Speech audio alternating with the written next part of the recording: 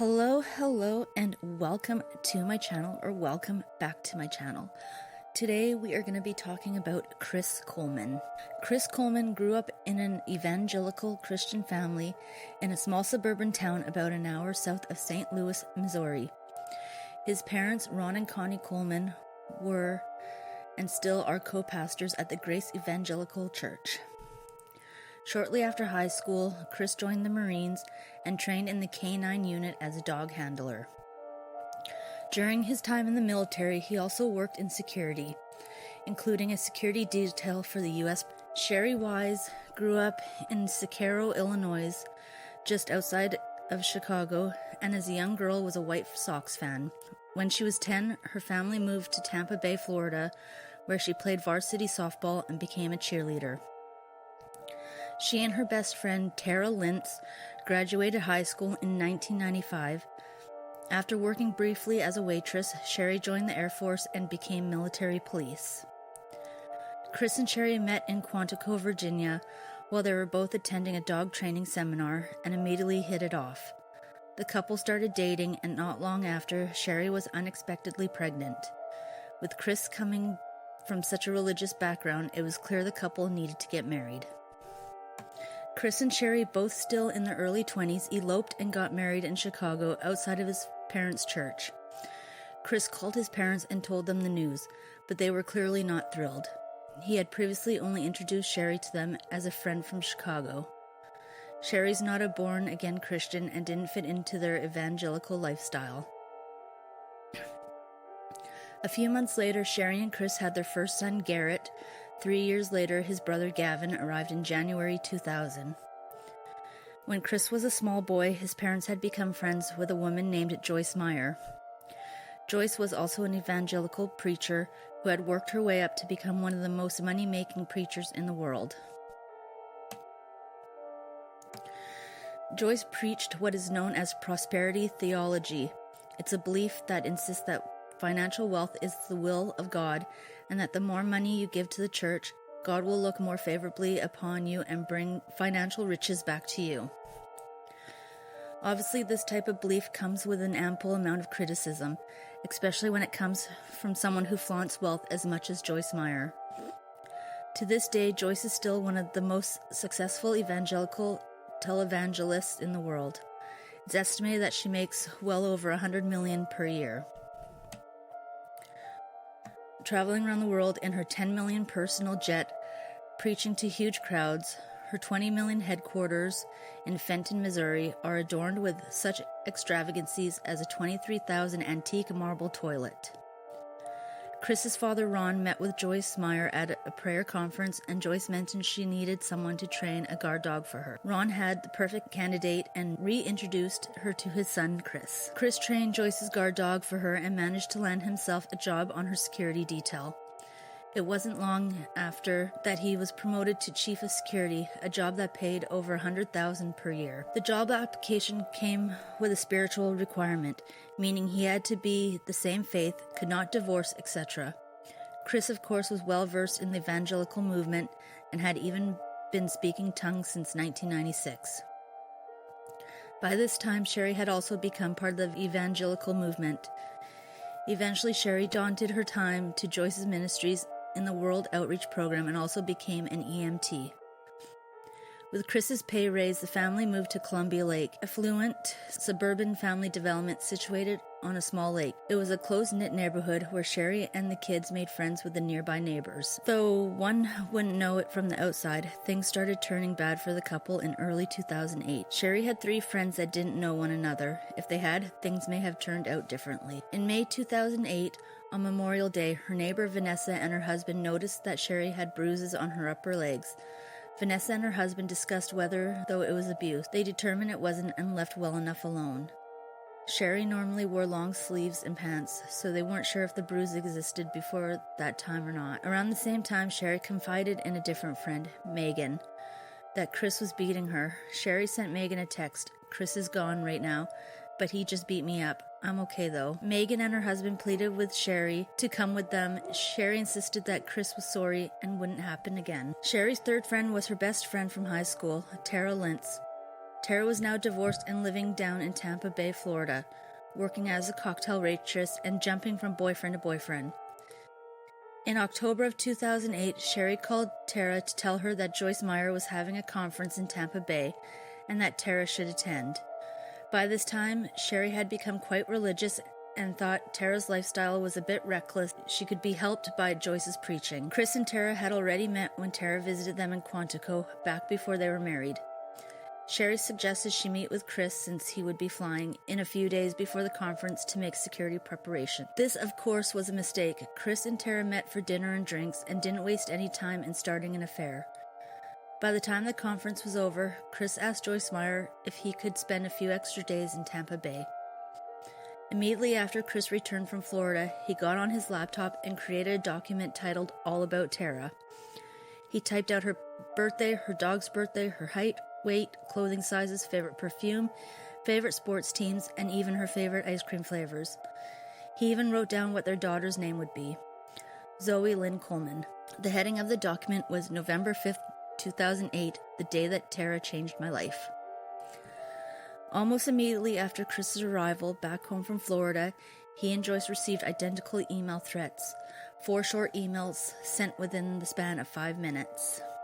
Friday, November 14th, from destroyerchris@gmail.com to dmeyer@joycemeyer.org. Subject, fuck Chris's family, they are dead. I'm sure this will make it to someone in the company. If you jackasses are like any other company, this will be someone's account. Pass this on to Chris. Tell Joyce to stop preaching the bullshit or Chris's family will die. If I can't get to Joyce, then I will get to someone close to her, and if I can't get to him, then I will kill his wife and kids. I know Joyce's schedule, so then I know Chris's schedule. If Joyce doesn't quit preaching the bullshit, then they will die. During the Houston conference, I will kill them all as they sleep. If I don't hit there, then I will kill them during the book tour or the trip to India. I know where he lives, and I know they are alone. Fuck them all, and I will die soon. Tell that motherfucker next time to let me talk to Joyce. She needs to hear what I have to say, and now she will. Friday, November 14th, 2008. From destroyerchris@gmail.com to ccoleman@joycemeyer.org. Subject, go to hell. Your family is done. Friday, November 14th, 2008. From destroyerchris@gmail.com to ccoleman@joycemeyer.org. Subject, Houston death. They will be done while you are gone to the Houston conference. I know you will be out of town. Friday, November 14th, 2008. From destroyerchris@gmail.com to ccoleman@joycemeyer.org. Subject, Houston death. Tell Chris his family is dead. I know his schedule and they will die. Next time that motherfucker will let me talk to Joyce. Chris immediately reported these threats to the local police. The police force in Columbia was small, but to be safe, they assigned extra patrols to drive by the Coleman's house daily. Meanwhile, things at the Coleman household are getting worse. Chris started to direct more hostility toward Sherry. On November 25th, just a few days before Thanksgiving, Chris cornered Sherry in the kitchen to tell her he wanted a divorce. He told her that she and the boys are getting in the way of his career. Sherry didn't want a divorce. She said she still loved him and asked her friends to pray for her and her marriage. In mid-December, Chris had to take another business trip to Florida and met up with Tara once again in an Orlando hotel. This time they exchanged promise rings. On December 21st, Sherry called Chris and pled for him to come home for the holidays. He refused. He told her that she and the kids are keeping him from realizing God's destiny.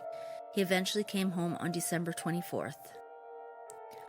The following week, on January 2nd, Chris called the local police. He had received another threat letter. This time the threat was typed on plain paper and was hand-delivered to their mailbox on his curb. Sherry was terrified. The letter read, "Fuck you, deny your God publicly or else. No more opportunities, time is running out for you and your family. Have a good time in India, motherfucker." Interestingly, both publicly and opportunities were spelled incorrectly. The city of Columbia was just a small town with a small police force and only 2 detectives. One of the detectives, Justin Barlow, just happened to live across the street from the Colemans and was assigned to the case. Detective Barlow set up a camera from his own house facing the Coleman's house and mailbox, and also assigned extra patrols in the neighborhood. That April, Chris had another trip with the Joyce Myers Ministries. This time was in Maui, Hawaii, and of course he invited Tara. Chris and Tara made sure that none of his co-workers spotted the two of them together. He knew that because of his job's spiritual criteria clause, he would lose his job if he was found to be having an affair. During their time in Maui, Chris and Tara made more plans. Tara gave Chris a deadline on serving divorce papers to Sherry. She told him he had to serve them to her by May 4th. When Chris arrived back home from Maui and checked the mailbox on April 27th, he found another threatening letter. The letter read, "Fuck you, I am giving you the last warning. You have not listened to me and you have not changed your ways. I have warned you to stop traveling and to stop carrying on this fake religious life of stealing people's money. You think you are so special to do what you do, protecting or think that you are protecting her. She is a bitch and not worth you doing it. Stop today or else. I know your schedule. You can't hide from me ever. I am watching. I know when you leave in the morning and I know when you stay home. I saw you leave this morning. I will be watching. You better stop traveling and do what you are doing. This is my last warning. Your worst nightmare is about to happen." Chris said his security camera caught someone putting the letter into the mailbox, but he didn't have a way of recording it.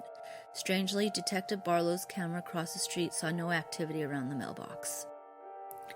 When May 4th rolled around, Chris called Tara to tell her that his attorney said there were some typos on the divorce papers and he couldn't serve them to Sherry today, but he should be able to serve her the divorce papers the following day.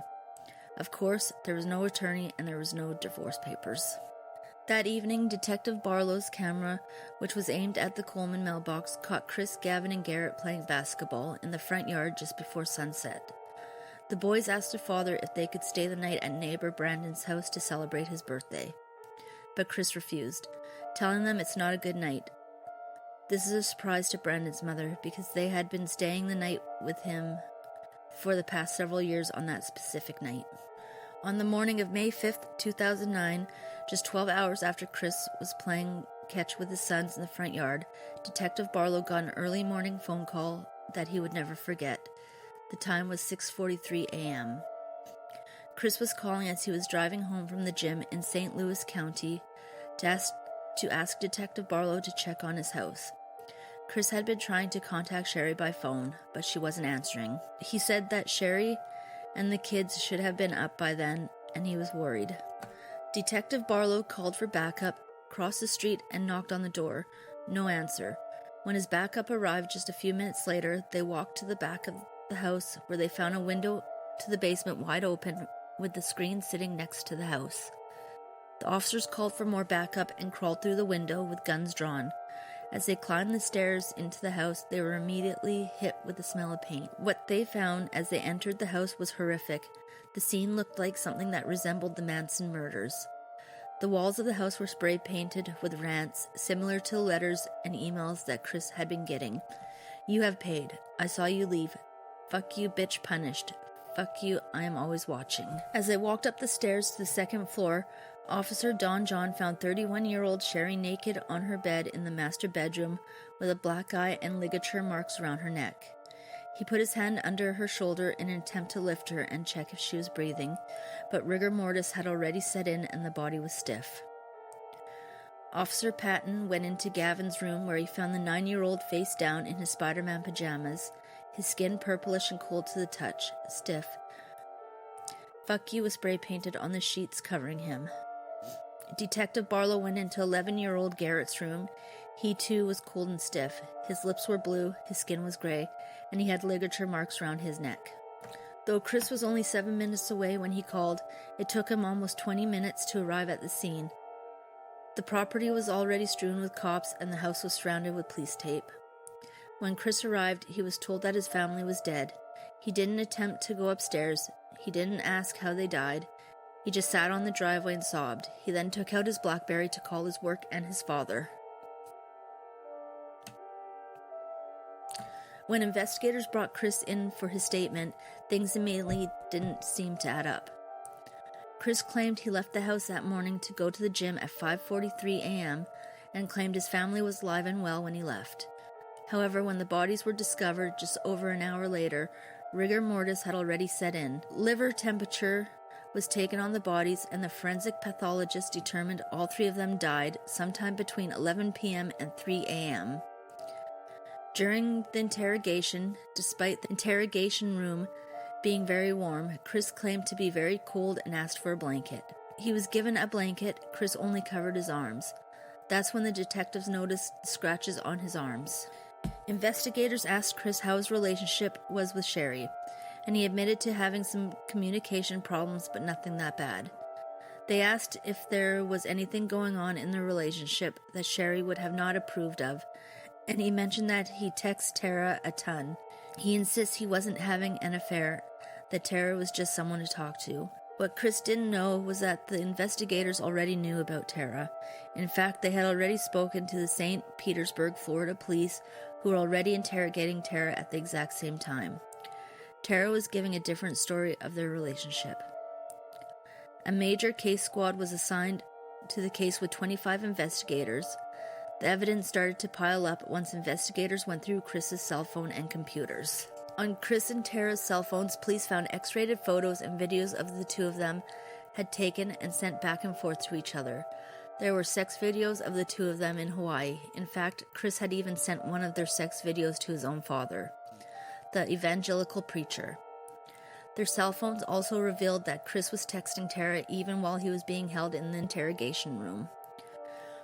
When examining Chris's computer, they found the All About Tara document. However, more damning was a further analysis of his computer, where the forensic team found that the threatening emails came from Chris's own computer.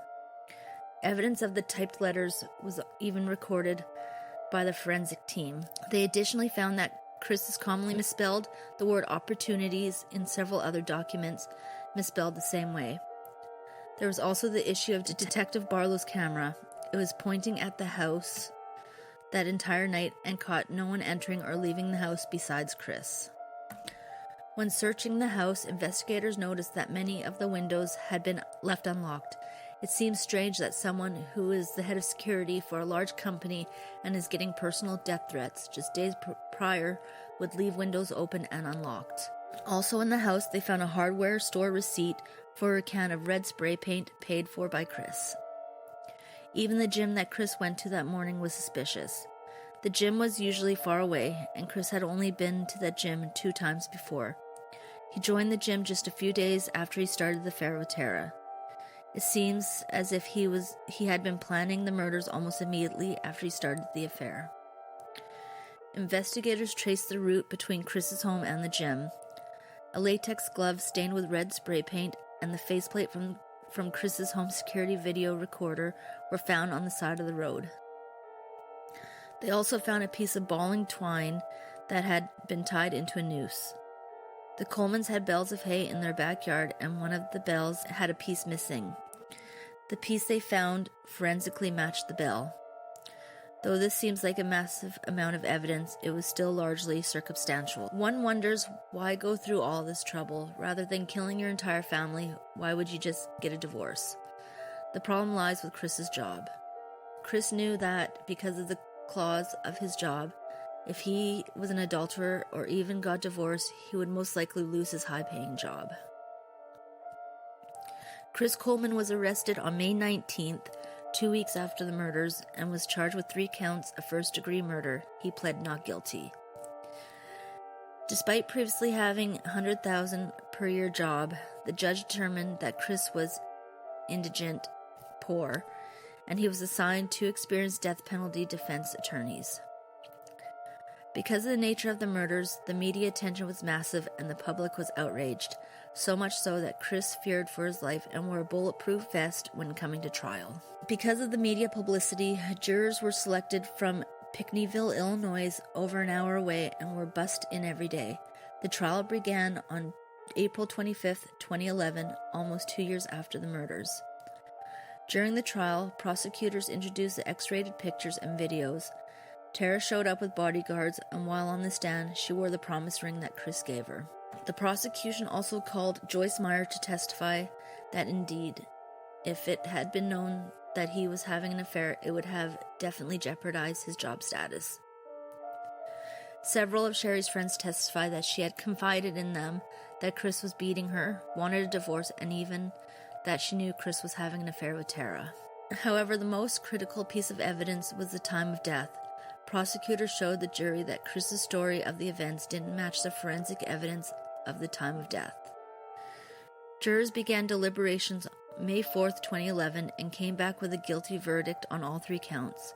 Chris Coleman was sentenced to life in prison without the possibility of parole. To this day, Chris Coleman insists he is innocent. His parents still stand by him, and he's unsuccessfully tried to appeal his conviction. Tara was found to have no knowledge of Chris's plans. Thank you for listening. If you like this type of content, please consider subscribing and liking my channel, and I will see you on the next one.